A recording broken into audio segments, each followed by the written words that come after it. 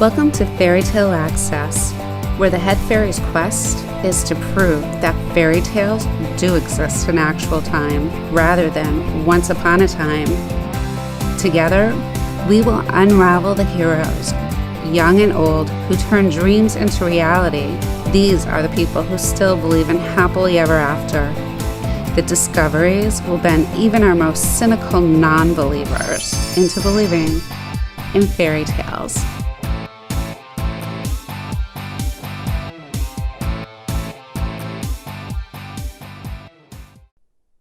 Hi, welcome to Fairy Tale Access. Today, my guests are the Executive Director and Director of Operations from the New Hampshire Aviation Museum.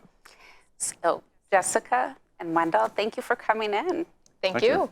Oh, my pleasure.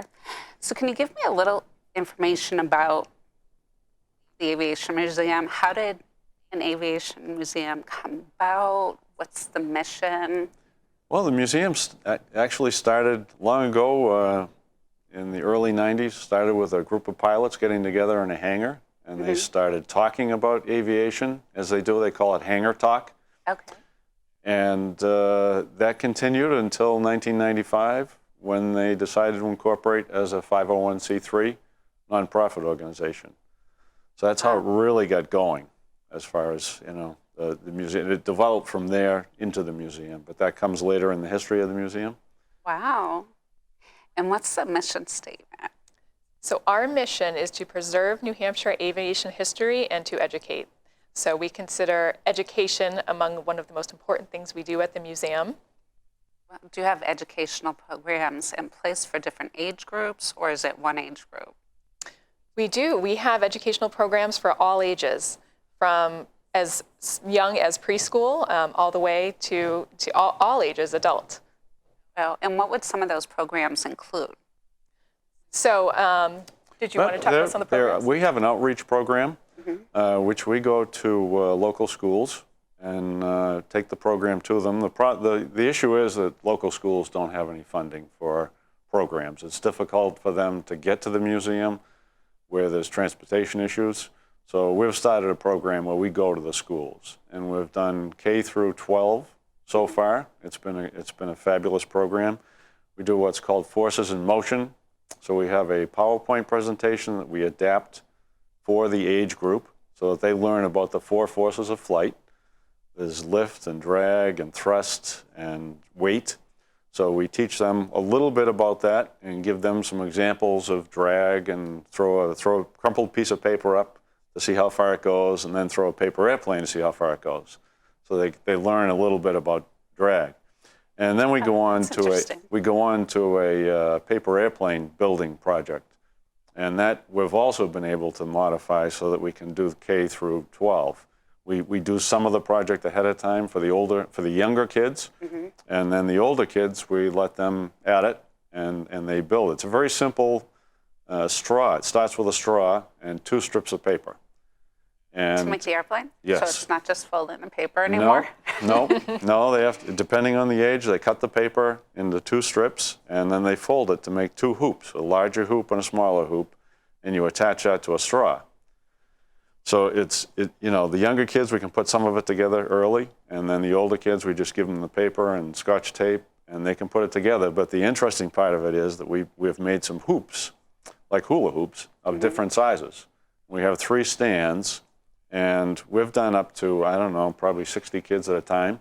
Oh, wow. And we'll have them take their paper airplanes and throw them at the targets, and then what we can do is mix the targets up so that they get a smaller target to hit, or they get a larger target to hit, or we can put them in line so they get a small target up front and a bigger target in back. And to be honest, the kids have more fun. The adults have more fun than the kids do, the teachers. That sounds exciting. It's a blast. Really cool. That is a great project. It's educational, but it's also a lot of fun. So, and it's something we're looking to expand on next year for the upcoming school year. So we'd love for more schools to participate. So we reached out to schools in New Hampshire and Massachusetts this year. So as long as we can get ourselves to the schools, it's something that we love to do, and we love more schools to participate. Wow, We've done almost 500 this year. 500 students. Wow. Since January. Yep. Wow. You guys are busy. Yes. And that includes, we also have other programs that we do. We'll go to high schools for career days. We'll go to Rotary clubs and men's clubs and talk to them, you know. Do you give them information about how long it takes to become a pilot? And Not really. We're not really set up to, you know, to make anyone a pilot. You know, if they'd like to be, that's fine, but we don't. so what kind of encourage that. information do you give them on career day? We talk about, so the museum, we run a aviation education class at the museum. It's called Virtual Skies, and it's based off of a NASA curriculum. So this class, we're now entering the 4th year of this program. So this is something we go to high schools and we promote the class. It's open to juniors and seniors, and as well as sophomores if the students can transport themselves to the museum. This course is entirely funded by the museum, so it's free for participants. Wow. And again, this is one of the most important things we do. We would love for more schools and students to participate. We have plans down the road to hopefully do distance learning for this class. And the course covers modules from aeronautics, airport design, weather, navigation, just to name a few. So the course isn't designed to train students to become pilots, but it exposes them to careers in aviation.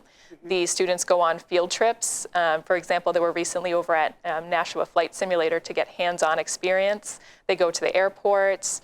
We have guest speakers come. We recently had Paul Castle, who's the chief pilot for FedEx. He was giving a talk at the museum, and he was kind enough to then speak with the students as well. So it's really great. There's hands-on projects and research, and the class takes place 2 days a week after school. So this is something that we go to high schools, and we love to try to talk with students about it to gauge their interest, to see if they would be interested in coming to the museum and taking this class.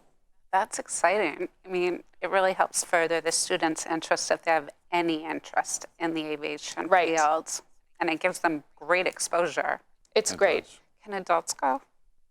No? We have, right now it's been, so far this is just a high school course. Okay. So, and we have 4 school districts that now offer credit for the course. So they're offering a credit so students can take the course and they can actually receive course credit. So it's really great. And it's also open to homeschoolers as well. Oh, wow. So yeah, any high school age student is welcome to talk with us, and we'd love to have them. And how long is the program? Is it the whole school year? It's 1 year. So we follow the Manchester School District. So the program begins in September and ends in June.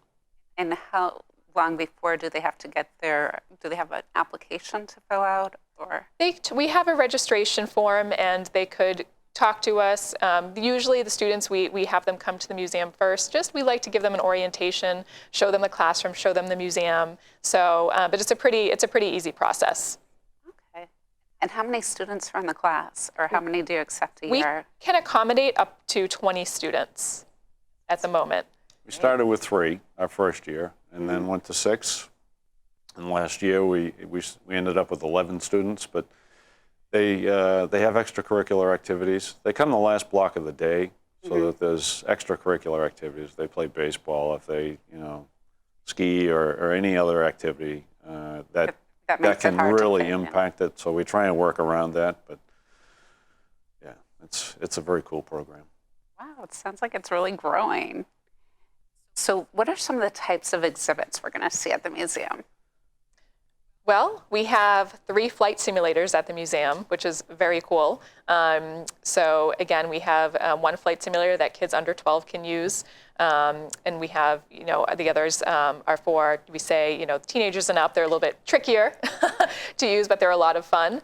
We have, there are artifacts. We have memorabilia. To just give an example, we have, what's really cool is the Doodlebug, which is the first biplane that was built in New Hampshire. Oh. And that has a really cool story behind it, if Wendell wants to. Yeah, that was built by 2 families from Loudon, New Hampshire, and it was stored in a barn, and we had a volunteer put the fuselage together. It actually crashed in Rochester, New Hampshire, but we have the fuselage. There's no fabric on it, but it's basically open. And that was put together by a volunteer and then brought to the museum.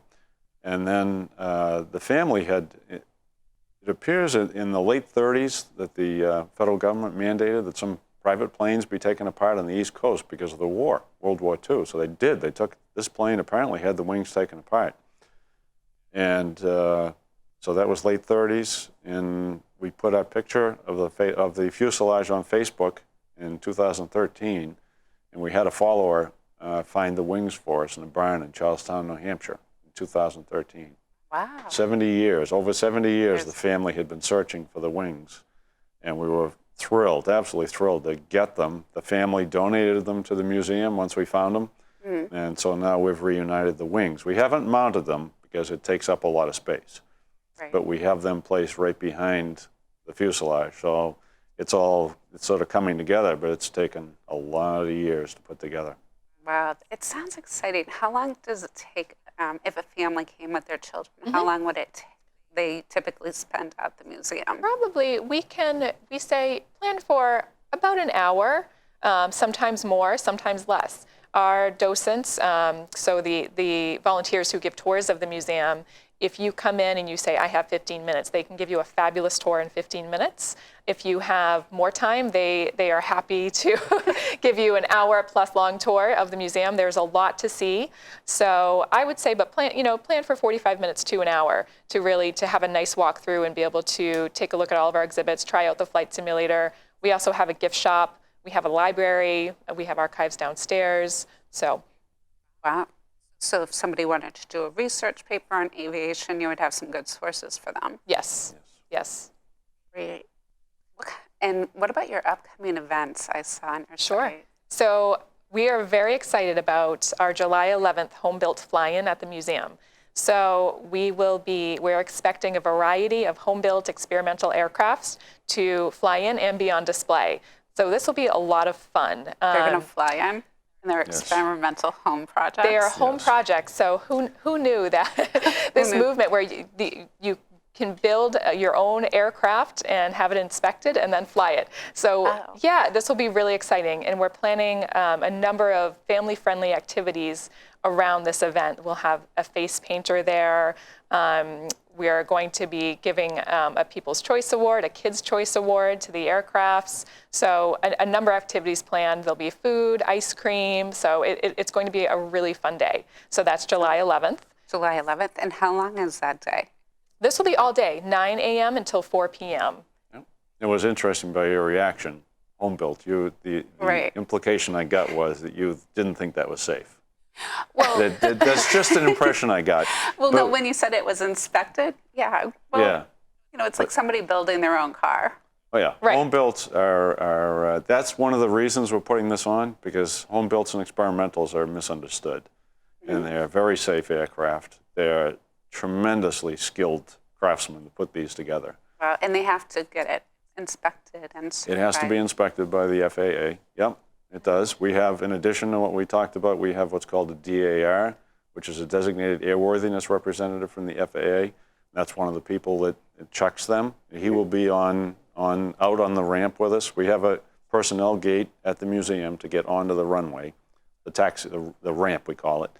So he will be there, and at a couple of different times he'll be giving a tour with one of the pilots to talk about what you have to do to get it inspected and how safe they are. Oh, that's great. And I imagine the model builder, the young model builder, would be very interested in all of that. And to go along with that, we're doing a riveting display. So one of the builders of the aircraft that's helping us with the event is a phenomenal riveter, because his plane is metal, and he did all the thousands of rivets on his plane. So he'll be doing that hands-on. So you'll be able to do riveting on pieces of aircraft metal and frames. We have a covering demo going on. We have a tremendously skilled person that does fabric covering of aircraft. So we'll be doing that, and the kids will be able to build a wing rib. We have a company that's made like the balsa wood models, so they'll be able to build a wing rib and take it home with them. Oh, that's great. Yeah, so I might be there. Yeah. I hope so. I hope so. It'll be a fun day. We're really excited about it. Wow. And what about special projects? We have a lot going on for special projects. Right now we have a cockpit that about 2 years ago we saw a fuselage laying on the side of a building at the airport, and we were able to gain access to that, and they eventually gave it to us. Oh, wow. And we cut the cockpit off, and we've taken it to a machine shop, and we've worked on it for the past year or so. And we've it was completely gutted. So we've put a new floor in it. We've put a bulkhead in the back with a doorway access. We're carpeting the inside to make it safe. We've put seats in it. We're populating the instrument control panel and put it on wheels so we'll be able to move it around the museum. And it's basically for people to sit in at this point. Maybe later we'll do something else with it. But I actually had the person that showed me the airplane the very first time came to the museum yesterday to talk about our Homebuilt event, and he said it's better than it ever was already. It was never looked as good as it did.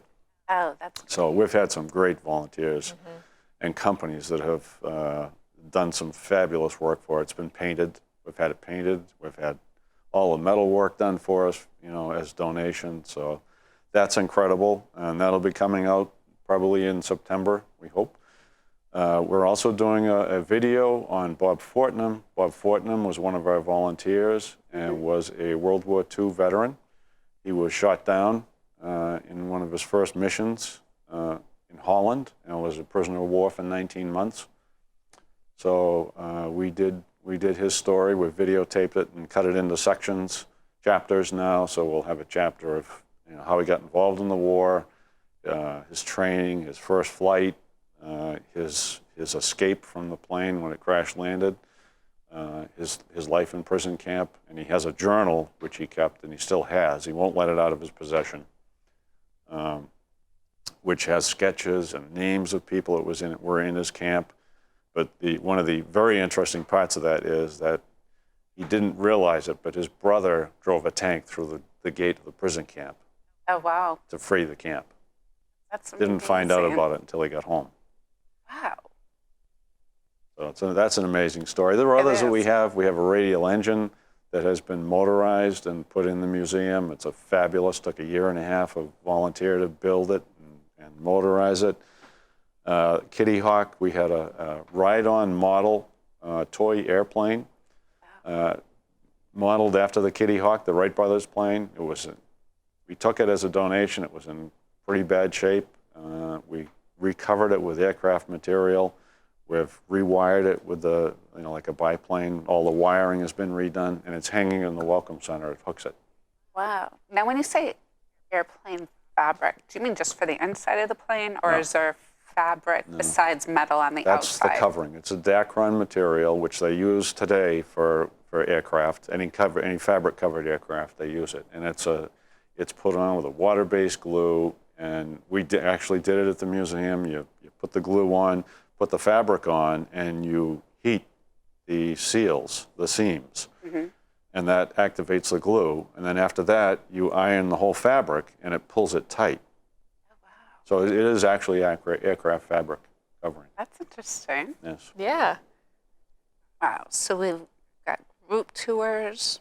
Yes. Yep. And you also have facility rentals. What do people rent the facility for? So we offer rentals for any event or party that you may be planning or having. So we've had business meetings at the museum. We've had baby showers. We've had weddings. We recently had a vow renewal. It's really a great setting. It's a beautiful setting. It's unique. You don't have to be a pilot to have an event at the museum. So retirement parties. So really, again, and we can rent out the entire facility, or we can rent out our classroom. So sometimes if you just need a smaller room, we have that capability as well. And group tours. So we love having group tours, whether it's a school group, a veterans group, or just any group that you have that you want to come to the museum. We give a presentation about the museum typically. We have a little fun quiz that we do. If it's a younger group, we can do our hands-on activity, our airplane building with them. So again, that's something that we love to do. Wow. So the aircraft activity, the plane building, do they just need a table to work on? Or? We've done it on the floor. We've done it in libraries. We've done it in classrooms. Cafeterias. You really don't need. You need very little. I mean, a table would be okay, but you can build them on the floor. That's awesome. It's Scotch tape and a piece of paper. And you spoke a lot about volunteers. It seems they're immersed everywhere in your facility. Yes. So what do volunteers do for you? Are they just tour guides? But they put planes together. So They start as what we'd like to do is have them start as a docent, which is be a tour guide, so that they get their feet wet. And that's a 3-hour shift. We're open Friday, Saturday from 10 to 4, and Sunday 1 to 4. So they do 2 shifts on Friday and Saturday, the 3-hour shifts. That way they learn and are able to integrate into the system, so to speak. So they can learn about all these exhibits. And we don't ask them to learn about everything that we have there. We'd like them to just, if they give a relatively short tour, they can pick the subjects that they like, and they can talk about those subjects, and then release the guests. And they can then look around and then ask questions afterwards. Once they get into that, then they can see what goes on at the museum. So they can see that we need help with the cockpit. I have A&P mechanics, aircraft mechanics that are working with me on that. I have firefighters that are working on it with me. I have plumbers that are working on it with me. So that they can see what happens and they can get involved in what they like. There are many other opportunities. As Jessica mentioned, there are archivists, researchers, which, we need research done on stories and interviews. People call and want information. We'll have people call and say, what do you know about, Wiley Apt was the first person to land at Manchester in 1911. That sort of thing happens. So we do all that. And then there's committees that we have.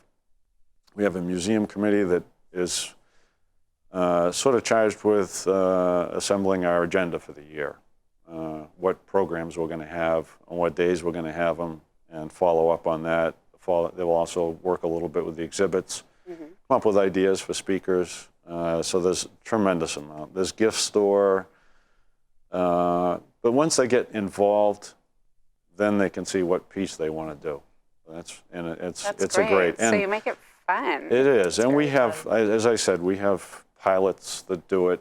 We have nurses that do it. We have people out of college that are interested in museum field that come in and do it.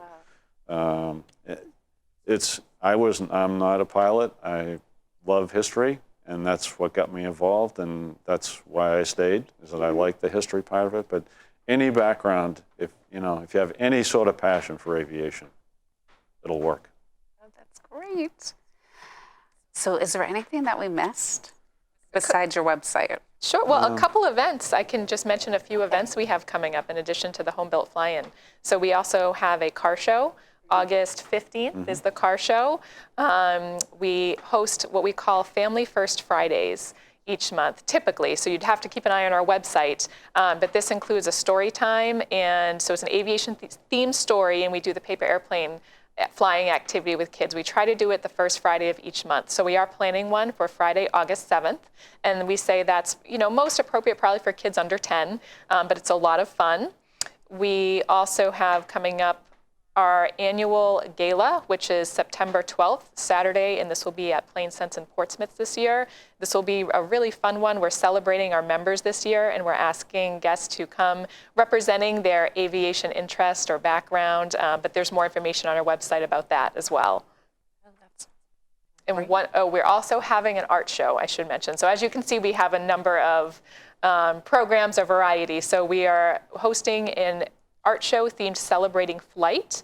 We are accepting submissions August 3rd through August 8th, and this is open to all New Hampshire artists. And again, more information, the call for entries is on our website. We also do what we call Second Saturday at Museum programs, and that's second Saturday of each month. Usually, sometimes in the summer we leave a month out, or if we have a big event, we leave that out. But it's Saturday mornings at 11 o'clock. And we will bring in speakers. This is part of what our museum committee works on throughout the year.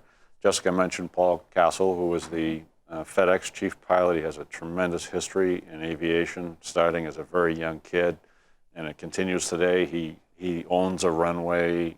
His house is on the runway. That's great. He was there to talk. He's flown Pandas to China. For FedEx, he's done horses, he's done all sort, just a tremendous history. We do other programs as well for that. We have John Katsaris, who was a World War II veteran. Bob Fortnum was a World War II veteran. I come in and tell their stories. And it's a great program. Sometimes we do a video of aviation history of some sort, but it's a great program, and we love that program as well. That's great. Yeah. So what's your favorite books of all time? What drives you guys?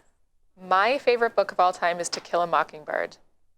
That's a great story. It is. I love the story. I love it's told through the eyes of a child, such big subjects, through such innocence. It's just, and the character Atticus is, I just think, the best of all time.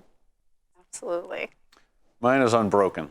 Unbroken? Unbroken, which is a story that, as I started to read it, you get in about 10 pages and you think it can't get any worse.